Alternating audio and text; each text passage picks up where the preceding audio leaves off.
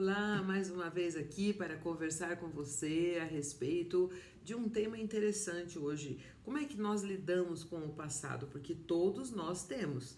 O dia de ontem já foi o passado. Como é que eu estou lidando com o que aconteceu ontem nesse dia chamado hoje? Porque fato é que nada que tenha acontecido antes do hoje pode manter os nossos pés presos, porque se isso acontecer, nós não teremos possibilidade alguma de viver o amanhã, de viver o futuro. E a Bíblia diz que Deus tem pensamentos de paz para nos fazer prosperar em todo o propósito que Ele tem para nós. E eu gosto de pensar que Eclesiastes 7:10 diz assim: não diga, pois que os dias, por que os dias do passado foram melhores que os de hoje? Pois não é sábio fazer esse tipo de pergunta, porque ainda que os dias lá de trás tenham sido muito bons ou nem tão bons assim, Deus estava com você, Deus estava te preparando para o dia de hoje e te preparando para os dias que virão, porque em tudo que nós vivemos, nós temos a possibilidade de crescer, de amadurecer, e a partir do momento que nós aceitamos o senhorio de Jesus na nossa vida, nós passamos por uma transformação. A Bíblia revela para a gente que há uma mudança no nosso estado, saímos de criatura para filhos de Deus, e há também uma mudança no sentido de termos nos tornado uma nova pessoa. Como assim nova pessoa? Não mudou sua aparência, não mudou seu status quo, mas muda alguma coisa na nossa mente, muda alguma coisa no nosso interior, e essa alguma coisa nos faz ter a mente de Cristo, nos leva a pensar como Cristo, e isso precisa tirar os nossos pés de um passado que não permite que a gente esteja indo adiante. Então, 2 Coríntios 5,17 diz: portanto, se alguém está em Cristo, é nova criação.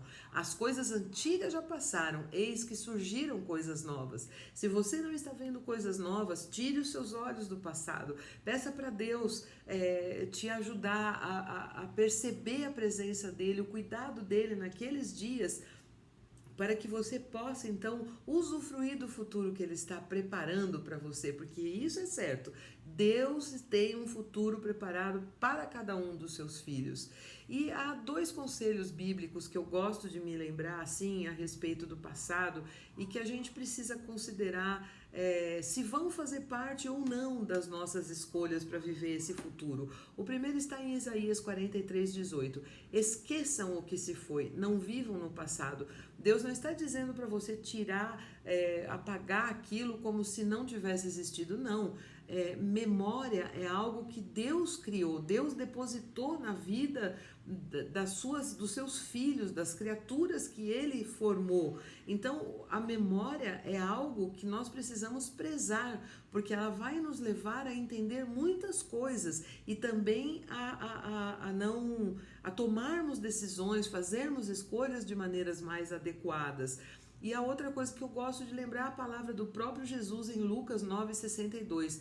Ninguém que põe a mão no arado e olha para trás é apto para o reino de Deus. Se você escolheu Jesus, não fique pensando na sua vida disso ou daquilo, mas peça para Jesus te ajudar a viver esta nova vida nele, com ele e por ele. Então, algumas considerações que eu anotei aqui. O passado foi, de algum modo, o trampolim para nos trazer até o dia de hoje por meio da fé, que é confiar o quê? Na soberania de Deus. Davi, ele quando foi desafiar o gigante, que nenhum homem mais velho, nenhum soldado tinha coragem, ele não foi fiado na própria força, ele tinha tido experiências passadas, como a gente lê em 1 Samuel 17, e ele diz: olha, eu já venci urso e já venci leão, então eu tenho certeza que o mesmo Deus que me livrou desses momentos vai me livrar agora da mão desse filisteu incircunciso que está vindo contra Deus. Em quem nós temos confiado? No que está acontecendo ou no poder de Deus que é maior do que as circunstâncias?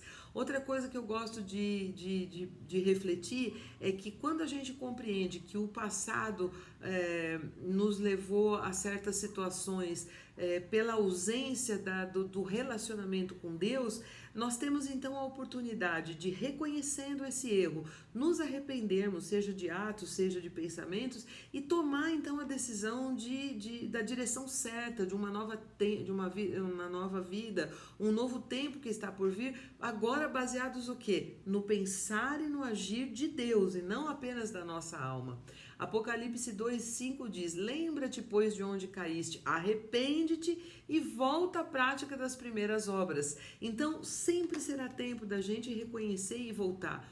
O outro ponto, o passado nos ajuda a lidar com as provações através da confiança na soberania de Deus, porque tenha sido muito bom o nosso passado, tenha sido não tão bom assim, Deus estava presente em cada um deles. Jó 2:10 diz: temos recebido o bem de Deus e não receberíamos também o mal?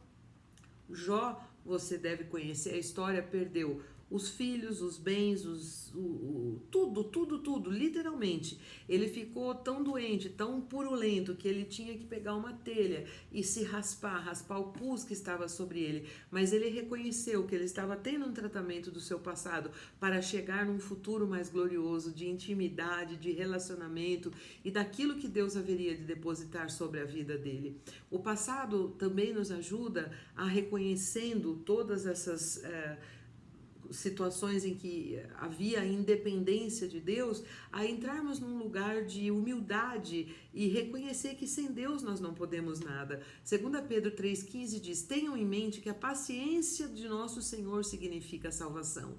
Então Deus é paciente conosco, mesmo a gente tendo pressa, mesmo a gente desejando tantas coisas de tantas maneiras que não fazem parte do modo de agir de Deus. Ele tem paciência conosco, porque o desejo dele é nos levar a este lugar de salvação, não a salvação da nossa alma que recebemos através do senhorio de Jesus nas nossas vidas, mas nos levar a um lugar onde teremos mais afinidade com quem ele é e poderemos agir da maneira como ele é. E o passado também ensina inevitavelmente a termos mais força e coragem, porque se ficarmos presos nesse passado, nós ficaremos muitas vezes presos numa vida de falta de ousadia, de medo, e o medo não procede de Deus. Então, não permita que o passado seja tudo que você tem, mas liberte-se da tirania desse passado e escolha prosseguir para alcançar o futuro que Deus tem para você. E eu deixo com você Filipenses 3:13 e 14. Irmãos, não penso que eu mesmo já o tenha alcançado, mas uma coisa faço, esquecendo-me das coisas que ficaram para trás e avançando para as que estão adiante, eu prossigo para o alvo, a fim de ganhar o prêmio do chamado celestial de Deus em Cristo Jesus. Esse tem sido o seu objetivo maior? Porque isso precisa encher o nosso coração de expectativa. Estamos aqui por um tempo, mas buscamos alcançar a vocação perfeita, a soberania de Deus, lá na pátria celestial, onde estaremos com Ele por toda a eternidade. Deus te abençoe.